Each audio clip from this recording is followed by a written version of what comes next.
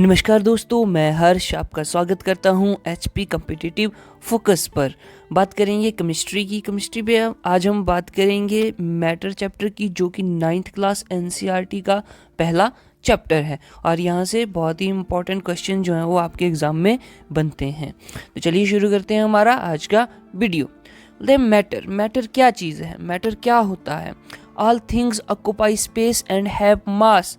कोई भी चीज़ है जो स्थान घेरती है उसका एक मास होता है, और अगर हम और शब्दों में बोलें तो they have both mass and volume.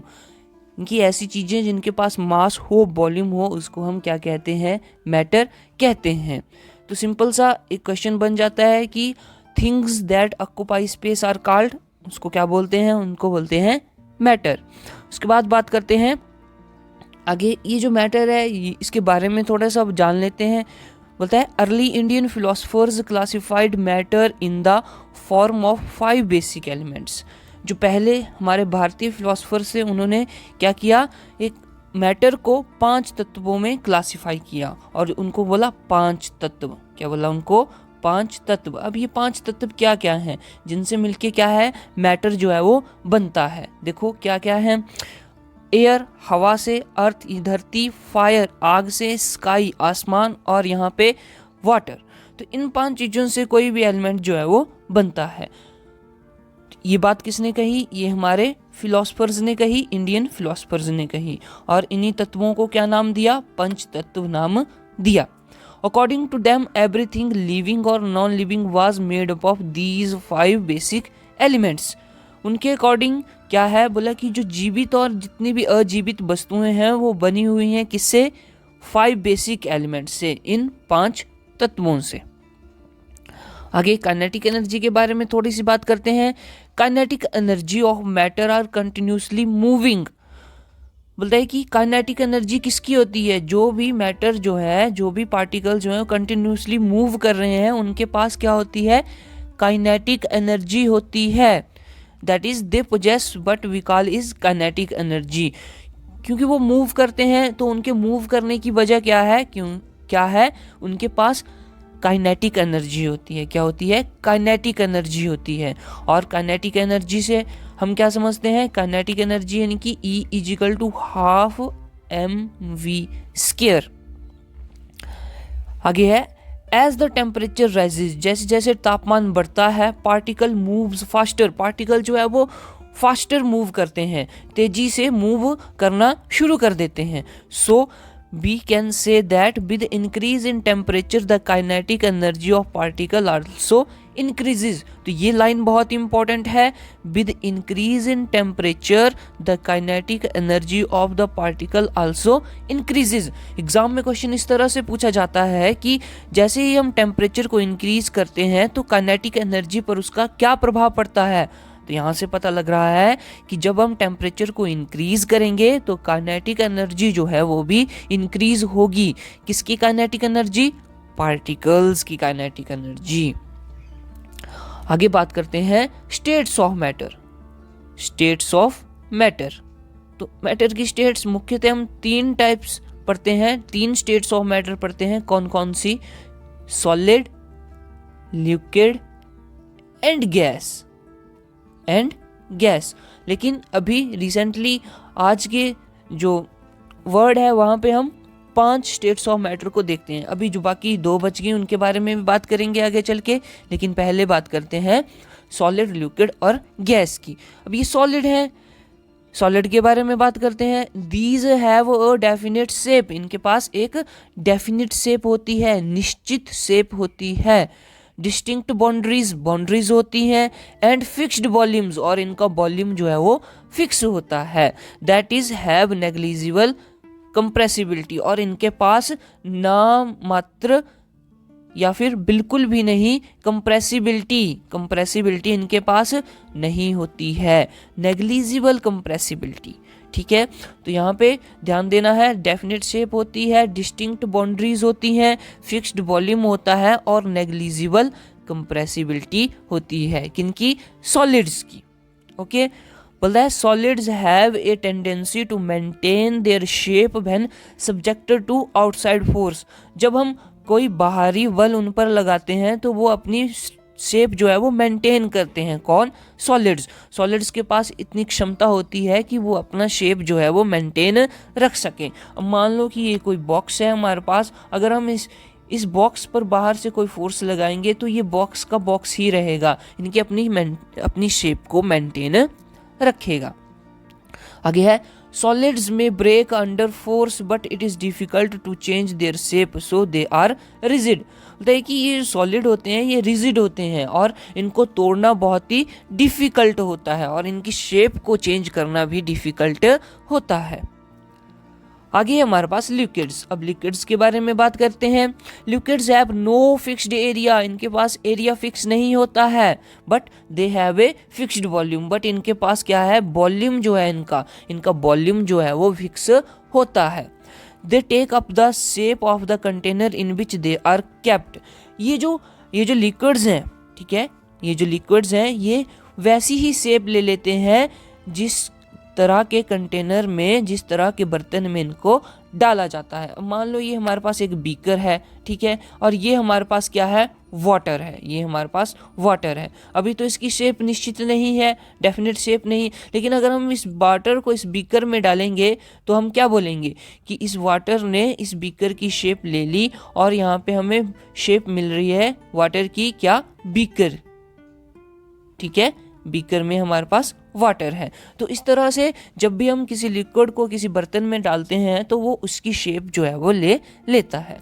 Liquids flow and change shape. Liquid जो है वो फ्लो करते हैं, बहते हैं और अपनी शेप को चेंज भी करते हैं। अब शेप को चेंज कैसे कर देते हैं? अभी हमने बात करी कि जिस तरह के कंटेनर में इनको डाला जाता है उसी तरह की ये शेप ले लेते हैं। अगर हम मान लो अलग अलग प्रकार के बीकर्स में या फिर अलग अलग प्रकार के बर्तन में लिक्विड को डालेंगे तो वो अलग अलग प्रकार की शेप जो है वो ले लेगा। इससे हमें पता चलता है कि दे आर नॉट रिजिड, ये कठोर नहीं होते हैं, but they can be fluid, परंतु ये फ्लूइड हो सकते हैं। तो यहाँ से हमें इनके पास एक फिक्स्ड शेप नहीं होती है, इनके पास फिक्स्ड वॉल्यूम होता है और ये वही शेप ले लेते हैं जिस कंटेनर में इनको डाला जाता है और ये फ्लो करते हैं और अपनी शेप को चेंज भी करते हैं। ये रिजिड नहीं होते हैं परंतु ये फ्लूइड हो सकते हैं। तो ये बातें आपको ध्यान में रखनी है। आगे बात करते हैं the gases from the atmosphere diffuse and dissolve in the water. तो गैसेस की बात कर रहा है। गैसेस जो है वो एटमॉस्फेयर में डिफ्यूज हो जाती हैं, टूट जाती हैं, बिखर जाती हैं और वाटर में डिसॉल्व हो जाती हैं, वाटर में घुल जाती हैं, ठीक है। These gases like oxygen and carbon dioxide are essential for the survival of aquatic and animals and plants। तो ये जो गैसेस हैं जो पानी में घुल जाती हैं, जैसे कि ऑक्सीजन हो गई हमारे पास, कार्बन डाइऑक्साइड होती है, तो ये एसेंशियल हो जाती हैं किसके लिए? Survival of the aquatic animals and plants. तो जो भी गैस है, ऑक्सीजन है, वाटर में घुल जाती है, वो किसके काम आती है? एक्वेटिक एनिमल्स के सर्वाइवल के लिए और एक्वेटिक्स प्लांट्स के सर्वाइवल के लिए काम आती है। तो ये बात भी आपको ध्यान में रखनी है। आगे बोलता है all living creatures need to breathe for survival. हमें पता है कि जितने भी जीवित हम प्राणी हैं हमारे पास, उनको सांस लेने के लिए हवा की ज़रूरत पड़ती है। The aquatic animals can breathe and can under water due to presence of dissolved oxygen in water. तो कि एक्वेटिक एनिमल जो है वो सांस ले सकते हैं। कैसे सांस ले सकते हैं? वो अंडर वाटर यानी कि पानी के अंदर। अब एक्वेटिक एनिमल्स हैं तो वो पानी के अंदर ही होंगे।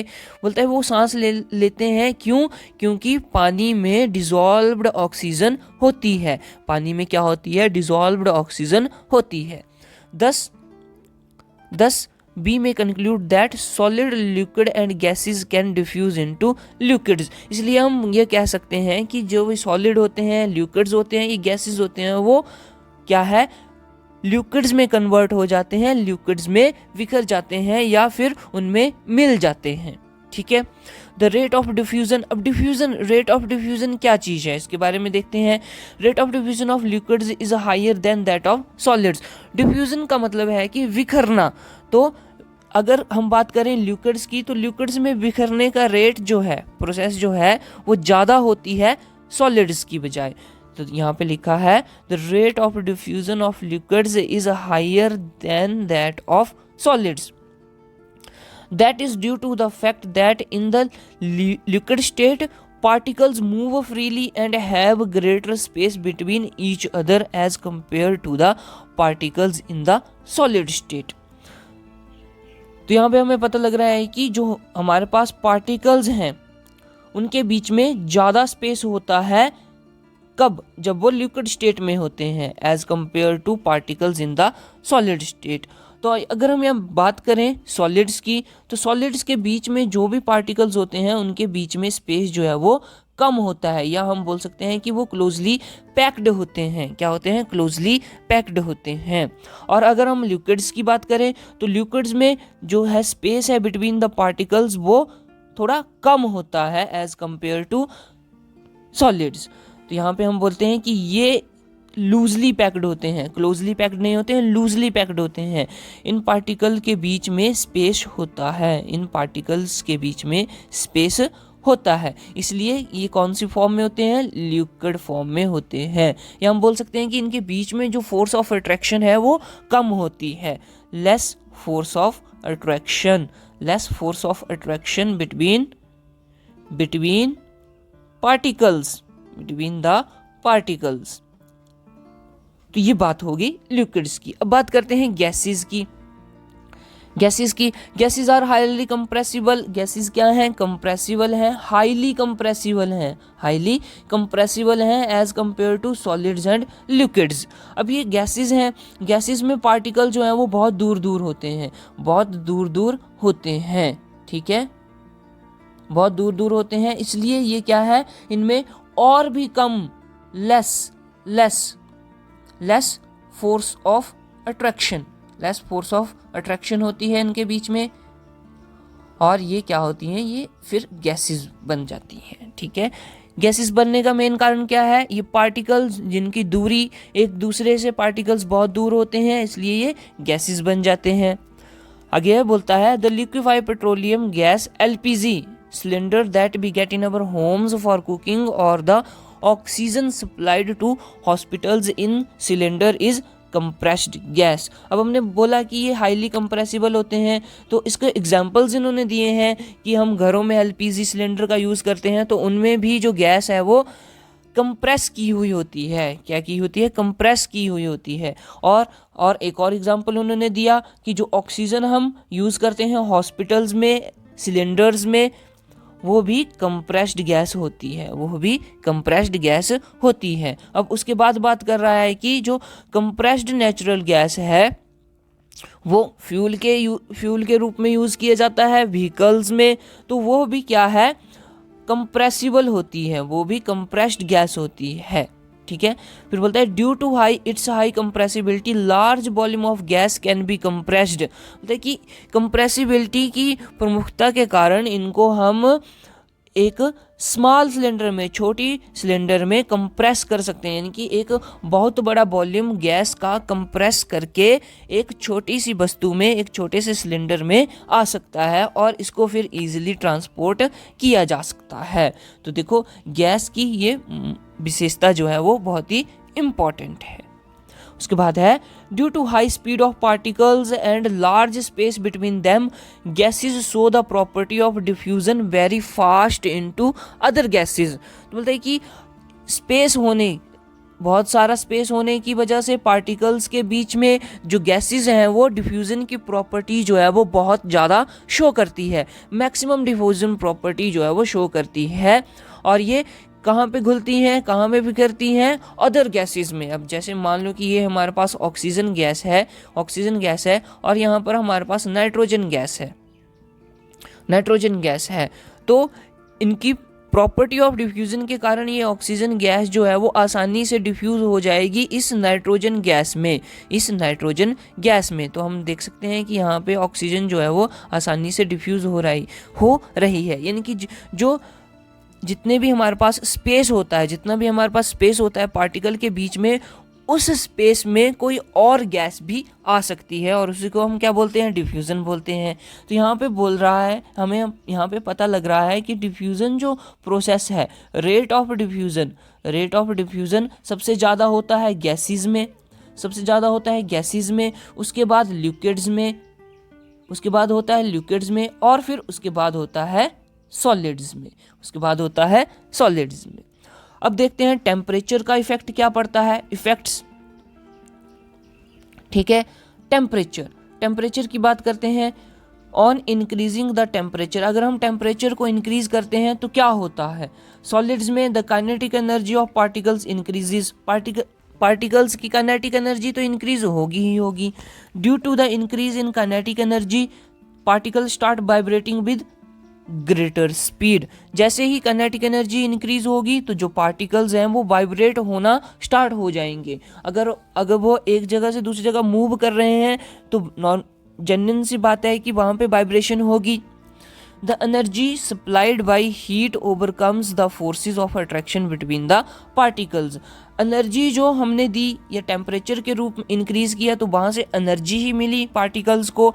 तो एक ऐसी सिचुएशन आ जाएगी जब जो हमने हीट सप्लाई की है वो ज़्यादा हो जाएगी फोर्स ऑफ अट्रैक्शन के, किसकी फोर्स ऑफ अट्रैक्शन के, जो पार्टिकल्स के बीच में फोर्स ऑफ अट्रैक्शन है उससे ज़्यादा जो है वो एनर्जी यहाँ पे हो जाएगी, किसकी, पार्टिकल्स की। The particles leave their fixed position and start moving, तो जब एनर्जी जो है वो ज़्यादा हो जाएगी फोर्स ऑफ अट्रैक्शन से तो पार्टिकल्स जो है वो अपनी जगह छोड़ देंगे और moves start moving more freely, तो वह मूव करना स्टार्ट हो जाएंगे। A stage is reached when the solid melts and converted to a liquid, अब इससे क्या होता है कि एक ऐसी स्टेज आ जाती है जब सॉलिड जो है वो मेल्ट हो जाता है और लिक्विड में कन्वर्ट हो जाता है। तो हमें यहाँ से पता लग रहा है कि जब हम टेम्परेचर इंक्रीज करेंगे तो सॉलिड जो है वो लिक्विड में कन्वर्ट हो जाएगा। द मिनिमम टेम्परेचर, ये इंपॉर्टेंट है हमारे लिए, ये वाली line, the minimum temperature at which when a solid melts to become a liquid at atmospheric pressure is called melting point, बोलता है कि मिनिमम टेम्परेचर, कम से कम टेम्परेचर जब क्या होता है, एक सॉलिड जो है वो लिक्विड में मेल्ट हो जाता है, कन्वर्ट हो जाता है एटमॉस्फेरिक प्रेशर पर, तब उस प्रोसेस को हम बोलते हैं मेल्टिंग पॉइंट। तो ये मेल्टिंग पॉइंट हमारे लिए इंपॉर्टेंट हो जाता है और ये पूरी की पूरी डेफिनेशन आपको ध्यान में रखनी है। आगे है, the melting point of ice is 273.5 kelvin. तो ये क्वेश्चन एग्जाम में पूछा जाता है कि मेल्टिंग पॉइंट ऑफ आइस का मेल्टिंग पॉइंट क्या होता है, तो क्या होता है 273.15 केल्विन, और जिसको हम 0 डिग्री सेंटीग्रेड भी कहते हैं। ठीक है, अब आगे बात करते हैं, the process of melting that is change of solid state into liquid state is known as fusion. और इस प्रोसेस को, ये जो मेल्टिंग की प्रोसेस होती है, कौन सी प्रोसेस, जब सॉलिड स्टेट से लिक्विड स्टेट में चेंज हो जाती है कोई भी वस्तु, तो उसको हम फ्यूजन भी बोलते हैं। तो ये बात भी आपको ध्यान में रखनी है कि उसको हम फ्यूजन भी बोलते हैं। ठीक है, आगे है, उसके बाद लेटेंट हीट ऑफ फ्यूजन की बात कर रहा है, किसकी, लेटेंट हीट। अब ये लेटेंट हीट क्या होती है, the amount of heat that is required to change 1 kilogram of solid into liquid at atmospheric pressure at its melting point is known as latent heat of fusion. बोलते हैं कि amount of heat, हमें कितनी heat चाहिए, कितनी heat require होगी 1 kilogram solid को liquid में कन्वर्ट करने के लिए उसके मेल्टिंग पॉइंट पर। अब मान लो कि हमारे पास क्या है, हमारे पास मेल्टिंग पॉइंट ऑफ वाटर है 100 डिग्री सेल्सियस। हमने किसी चीज़ को 100 डिग्री सेल्सियस, सॉलिड को हमने 100 डिग्री सेल्सियस पर हम उसको गर्म कर रहे हैं, ठीक है। तब उसको कितनी हीट चाहिए, तो इस टेम्परेचर से कितनी हीट मिल रही है सॉलिड को कि 1 किलोग्राम सॉलिड जो है वो कन्वर्ट हो जाए किसमें, लिक्विड में। तो उस हीट को हम बोलेंगे लेटेंट हीट, उस हीट को बोलेंगे हम latent heat of fusion, latent heat of fusion. तो ये बात अभी आपको ध्यान में रखनी है, ये हो गया latent heat of fusion. The particles in water at 0 degree Celsius have more energy as compare to particle in ice at the same temperature. बोलता है कि अगर हमने देख लो, एक हमारे पास आइस है, ये हमारे पास आइस है, और यहाँ पे हमारे पास वाटर है, यहाँ पे वाटर है। तो बोलता है कि अगर 0 डिग्री की बात करें, 0 डिग्री अगर हमारे पास तापमान है, तो लिक्विड जो है हमारे पास, यानी कि ये जो वाटर है, इसकी जो हीट है, इसकी जो एनर्जी है, इसकी एनर्जी जो है वो ज़्यादा होगी, इसकी एनर्जी क्या है, मोर, ज़्यादा होगी as compare to ice at 0 degree Celsius. तो और आइस के पास हमारे पास लेस एनर्जी होगी। तो यहाँ पे इस तरह से क्वेश्चन पूछा जाता है कि जा सकता है कि वाटर के पास मैक्सिमम एनर्जी कितने टेम्परेचर पर होती है, तो हम बोलेंगे 0 डिग्री सेंटीग्रेड पर या फिर 273 केल्विन पर। ठीक है, यहाँ तक समझ आया। आगे है when we supply heat energy to water, अगर हम सप्लाई करते हैं क्या, हीट एनर्जी, किसको, पानी को, particles start moving even faster, particle जो है वो फास्ट मूव करना स्टार्ट हो जाते हैं एट ए सर्टेन टेम्परेचर, और एक टेम्परेचर पर when a point is reached the particles have enough energy to break free from the force of attraction। तो एक सिचुएशन ऐसी आ जाती है जब टेम्परेचर जो है वो इतना ज़्यादा हो जाता है, पार्टिकल के पास इतनी एनर्जी आ जाती है कि वो फोर्स ऑफ अट्रैक्शन के बॉन्ड को तोड़ देते हैं, फोर्स ऑफ अट्रैक्शन के बॉन्ड को तोड़ देते हैं जो कि पार्टिकल्स के बीच में होता है, फोर्स ऑफ अट्रैक्शन होती है, उससे ज़्यादा एनर्जी उनके पास आ जाती है। और इस टेम्परेचर पर the liquid start changing into gas, और इस सिचुएशन में, इस तापमान पर क्या होता है, जो लिक्विड जो है वो गैसेस में चेंज होना स्टार्ट हो जाता है। ठीक है, the temperature at which a liquid start boiling at the atmospheric pressure is known as boiling point, और वह तापमान, द टेम्परेचर एट विच, वह तापमान जिस पर कि क्या होता है, जिस पर एक लिक्विड जो है वो बॉइलिंग स्टार्ट होना शुरू हो जाता है, तो उसको बोलते हैं बॉइलिंग पॉइंट, उसको बोलते हैं boiling point. The temperature at which a liquid start boiling at atmospheric pressure is known as boiling point, is known as boiling point.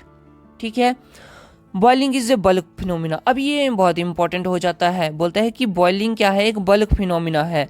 तो पूछा जा सकता है कि boiling is A which type of phenomena, तो आप बोलेंगे जी बल्क फिनोमिना है, यानी कि ये भारी मात्रा में होती है, भारी मात्रा में होती है। ऐसा नहीं है कि थोड़ा सा हम वाटर जो ले लें और हम बोलेंगे अब इसमें बॉइलिंग कीजिए। तो ये जो है बॉइलिंग जो है वो एक भारी मात्रा, ये एक बहुत बड़ी प्रोसेस है। ठीक है, the particles from the bulk of the liquid gain enough energy to change into vapor state। अभी यही बात हमने करी कि क्या है, पानी जो है, लिक्विड जो है वो चेंज हो जाता है गैसेस में, क्यों, क्योंकि उनकी पार्टिकल्स की एनर्जी जो है वो बहुत ज़्यादा हो जाती है, और वो जो बॉन्ड होता है फोर्स ऑफ अट्रैक्शन वाला, उसको तोड़ देती है। ठीक है, और for water this temperature is 373 kelvin, 373 kelvin. तो हम बोलेंगे कि बॉइलिंग पॉइंट ऑफ वाटर कितना है, बॉइलिंग पॉइंट ऑफ वाटर कितना है, हमारे पास 373 केल्विन। अगर हम इसको बात करें, अगर हम इसकी डिग्री सेल्सियस में बात करें तो ये है 100 डिग्री सेल्सियस। कितना है, 100 डिग्री सेल्सियस। तो ये भी क्वेश्चन पूछा जा सकता है कि at what temperature water starts boiling. ठीक है, अब ये इंपॉर्टेंट टर्म है हमारे लिए, बोल रहा है कि a change of state directly from solid to gas without changing into liquid state is called sublimation process. ठीक है, अब हमने यहाँ पे पढ़ा कि सॉलिड जो है वो कन्वर्ट हो रहा है किसमें, लिक्विड में, तो उसको हम क्या बोलते थे, उसको बोलते थे मेल्टिंग। या फिर हम बोलते थे डिफ्यूजन। ठीक है, अब यहाँ पे बात कर रहा है कि जब कोई सॉलिड चीज जो है वो डायरेक्टली गैसेस में चेंज होती है, गैसेस स्टेट में चेंज हो रही है, तो उसको हम बोलेंगे सब्लिमेशन। उसको क्या बोलेंगे? Sublimation process. तो ये क्वेश्चन इंपॉर्टेंट है और ये एग्जाम में पूछा जाता है कि व्हाट इज सब्लिमेशन। यह बोलता है कि when solid directly change into gas the process is called sublimation. तो ये दोनों टर्म्स जो हैं वो आपको ध्यान में रखनी है। ठीक है, आगे है the direct change of gas to solid without changing into liquid is called deposition. तो ये भी इंपॉर्टेंट है, the direct change of gas to solid without changing into liquid is called deposition. और जब गैस से डायरेक्टली कन्वर्ट हो जाता है, गैस से डायरेक्टली कन्वर्ट हो जाता है सॉलिड में, ठीक है, जब गैस जो है वो डायरेक्टली कन्वर्ट हो जाती है किसमें? सॉलिड में, सॉलिड में, तो उस प्रोसेस को बोलते हैं डिपोजिशन। उसको बोलते हैं डिपोजिशन। तो ये भी आपको ध्यान में रखनी है बात।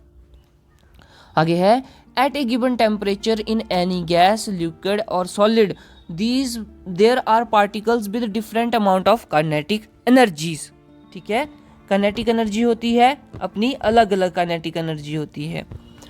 in case of liquids a small fraction of particles at the surface having higher kinetic energy। होता है कि कुछ जो पार्टिकल्स होते हैं जो सरफेस पे होते हैं उनके पास बहुत ज़्यादा या फिर हाई काइनेटिक एनर्जी होती है, और वह इतनी हाई होती है कि वो ब्रेक कर पाती है फोर्स ऑफ अट्रैक्शन। तो पार्टिकल्स के बीच में जो फोर्स ऑफ अट्रैक्शन है उससे भी ज़्यादा हो जाती है।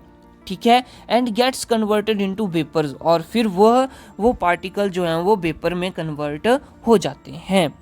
ठीक है, this phenomena of change of liquid into vapours at any temperature below its boiling point is called evaporation. और इस प्रोसेस को क्या बोलते हैं? इस फिनोमेना को हम क्या बोलते हैं? जब क्या होता है, एक लिक्विड जो है वो वेपर्स में कन्वर्ट हो जाता है। लिक्विड जो है वो वेपर्स में कन्वर्ट हो जाता है। वेपर्स यानी कि गैस, वेपर यानी कि गैस। तो उस प्रोसेस को हम बोलते हैं evaporation.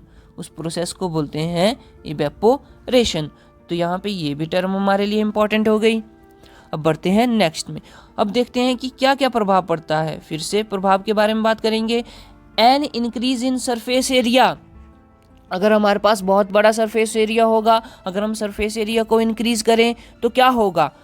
Evaporation is a surface phenomena. हमें पता है इवेपोरेशन एक सरफेस फिनोमिना है, और ये इंपॉर्टेंट बात है, एग्जाम में पूछा जा सकता है कि evaporation is which type of phenomena? It is a surface phenomena. ठीक है, if the surface area is increased, अगर हम सरफेस एरिया को क्या करेंगे? इंक्रीज करेंगे, the rate of evaporation increases. तो देखो अब यहाँ पे बात करी कि सरफेस फिनोमिना है इवेपोरेशन, अगर हम सरफेस को इंक्रीज करेंगे, यहाँ पे सरफेस एरिया को हम क्या करेंगे? इंक्रीज करेंगे, तो इवेपोरेशन जो है वो भी इंक्रीज होगी, ठीक है। For example while putting clothes for drying up we spread them out. जैसे कि एग्जाम्पल के लिए अब हम कपड़े सूखने डालते हैं तो हम उनको बिखरा के डालते हैं ताकि ज़्यादा से ज़्यादा एरिया जो है वो कांटेक्ट में आए और ज़्यादा से ज़्यादा इवेपोरेशन हो और ज़्यादा से ज़्यादा जो है वो जल्दी हमारे कपड़े सूखें। ठीक है, तो ये हो गया सरफेस एरिया। ओके, अब नेक्स्ट बात करते हैं हम टेम्परेचर के बारे में। अब टेम्परेचर का क्या इफेक्ट पड़ता है? टेम्परेचर का इफेक्ट बोलता है कि विद इंक्रीज इन टेम्परेचर, ये हमने टेम्परेचर को क्या कर दिया? इंक्रीज कर दिया। मोर number of particle get enough kinetic energy, जैसे हम टेम्परेचर को इंक्रीज करेंगे तो पार्टिकल्स की काइनेटिक एनर्जी भी इंक्रीज होगी, और जैसे ही काइनेटिक एनर्जी इंक्रीज होगी वो वेपर्स में चेंज हो जाएंगे, ठीक है। तो इससे क्या है, जैसे ही हम टेम्परेचर को इंक्रीज करेंगे इवेपोरेशन भी इंक्रीज होगी।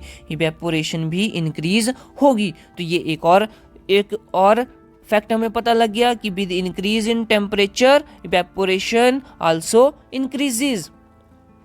नेक्स्ट है a decrease in humidity. A decrease in humidity. Humidity क्या होती है? जितनी भी एटमॉस्फेयर में हमारे पास गैसेस प्रेजेंट होती है, वाटर वेपर्स प्रेजेंट होते हैं गैसेस में, एयर में, तो उसको हम बोल देते हैं ह्यूमिडिटी। ठीक है, humidity is the amount of water vapours in present in air. तो हवा में वाटर वेपर्स प्रेजेंट होते हैं, उसको ही हम ह्यूमिडिटी बोलते हैं। The air around us cannot hold more than a definite volume of water vapors at a given temperature। एक टेम्परेचर पर बोलता है कि हवा जो है वो एक निश्चित अमाउंट ऑफ वाटर, एक डेफिनेट अमाउंट ऑफ वाटर जो है वो गेन कर सकती है।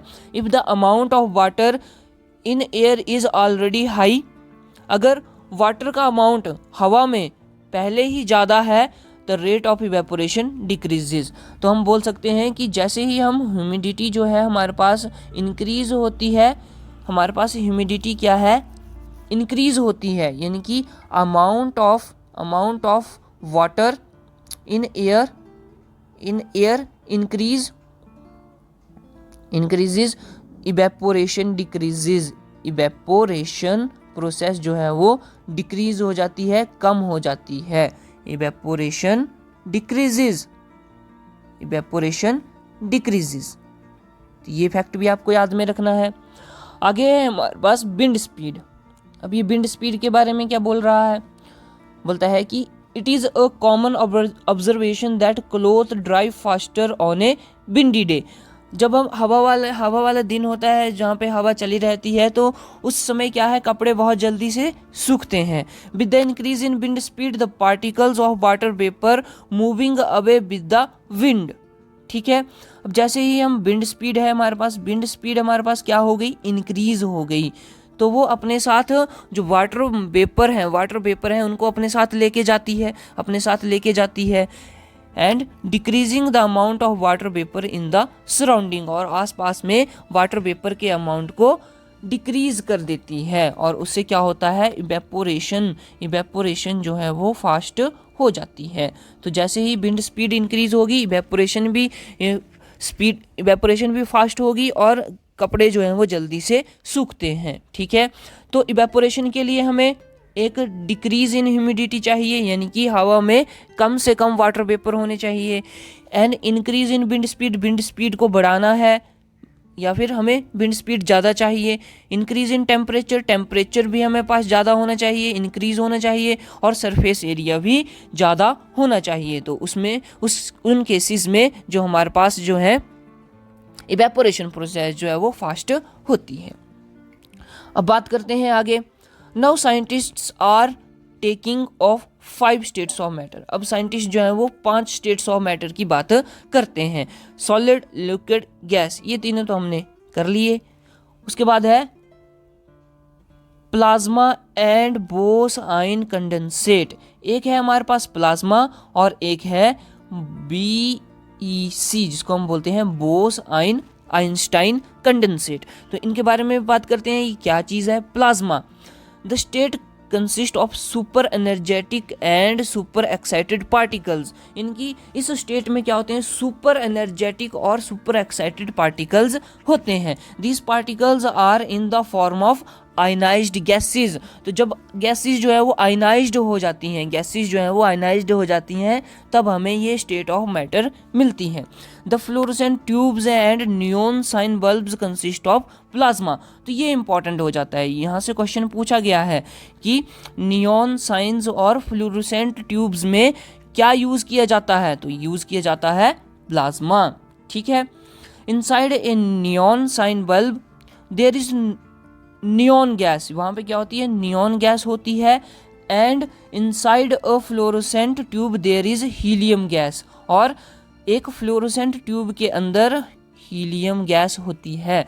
अगर बात करें गैसेस की, तो नियॉन बल्ब में नियॉन गैस होती है और फ्लोरोसेंट ट्यूब में हीलियम गैस होती है। और ये गैसेस जो हैं वो आयनाइज्ड फॉर्म में होती हैं। इसलिए इनको क्या बोलते हैं? प्लाज्मा। इसलिए हम बोलते हैं कि ये जो फ्लोरोसेंट ट्यूब्स हैं और नियॉन साइन बल्ब्स हैं, ये प्लाज्मा से बने हुए होते हैं। बोलता है the gas get ionised, that is gets charged when electric energy flow through it. तो गैस जो है वो क्या है, आयनाइज्ड हो जाती है, चार्ज हो जाती है जब इलेक्ट्रिक एनर्जी जो है वो इसमें फ्लो करती है, किसमें, गैस में। This charging up creates a plasma glowing inside the tube और bulb.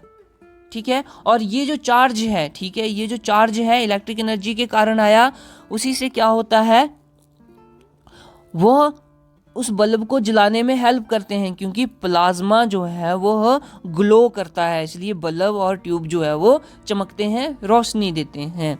The plasma glows with a special colour depending upon the nature of the gas. और ये प्लाज्मा जो है वो उसी कलर में लाइट करता है, ग्लो करता है, ये डिपेंड किस पे करता है, नेचर ऑफ गैस के, कि किस तरह की गैस जो है वो यूज की जा रही है। The sun and stars glow because of the presence of plasma in them. बोला कि सन और स्टार में भी प्लाज्मा होता है, इसी वजह से वह चमकते हैं। ठीक है, the plasma is created in stars because of every high temperature, very high temperature. तो जो ये जो प्लाज्मा है, प्लाज्मा क्या करता है, स्टार में एक बहुत ज़्यादा टेम्परेचर क्रिएट करता है, जिसकी वजह से वहाँ पे वो जो है वो चमकते हैं। अब बात करते हैं नेक्स्ट की, हमारे पास है बोस आइंस्टाइन कंडेंसेट। 1920 में इंडियन फिजिक्स कौन है, Satyendranath Bose had done some calculation for the fifth state of matter. Building on his calculation Albert Einstein predict a new state of matter, जिसको हम बोल दिया बोस आइंस्टाइन कंडेंसेट। क्यों, क्योंकि ये दो साइंटिस्ट्स की वजह से ये स्टेट ऑफ मैटर का नाम आया, इसलिए हम इसको बोलते हैं बोस आइंस्टाइन कंडेंसेट। ठीक है, अब यहाँ पे बोल रहा है कि 2001 में क्या हुआ, बोस आइंस्टाइन कंडेंसेट के टॉपिक पर नोबेल प्राइज मिला, किसको मिला, यहाँ पे हमारे पास है Eric A Cornell, Wolfgang Ketterle and Carl E Wieman. तो इन तीनों को, ये जो यूएसए के थे तीनों को, इनको नोबेल प्राइज मिला। नोबेल प्राइज मिला कब मिला, 2001 में। ठीक है, किस लिए, बोस आइंस्टाइन कंडेंसेशन को अचीव करने के लिए। ठीक है, तो ये थे हमारे पास आज का वीडियो। यहाँ पे हमने बात करी मैटर के बारे में, और ये 9th क्लास एनसीईआरटी का चैप्टर था। ठीक है, और ये बहुत ही इंपॉर्टेंट होगा आपके एग्जाम HP टेट के लिए, medical non medical both streams के लिए ये इंपॉर्टेंट होगा। तो दोस्तों जुड़े रहें हमारे साथ, फेसबुक पर हमारे साथ जुड़ें, इंस्टाग्राम पर हमारे साथ जुड़ें, साथ में हमारे साथ टेलीग्राम चैनल जो है हमारा वो भी ज्वाइन करें। ठीक है, और हमारी वीडियो को शेयर करें, साथ में सब्सक्राइब भी करें हमारा YouTube चैनल। मिलते हैं नेक्स्ट वीडियो में, तब तक के लिए टेक केयर।